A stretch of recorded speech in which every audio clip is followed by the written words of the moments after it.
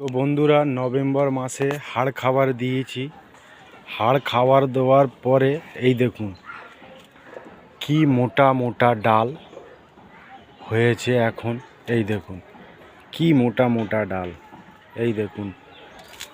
তারপরে 15 দিন ছাড়া ছাড়া এখন এই শীতকালে লিকুইড খাবার যেটা দেবো আমরা, সেটা হচ্ছে সর্ষে পচিয়ে সর্ষের জল 15 দিন ছাড়া ছাড়া গাছে দেবো। এই দেখুন অসংখ্য কুশি, এই দেখুন এই কুশি, এই দেখুন এই কুশি, এই কুশি, এই কুশি, এই দেখুন এই কুশি, এই কুশি, এই দেখুন অজস্র কত কুশি বেরিয়েছে।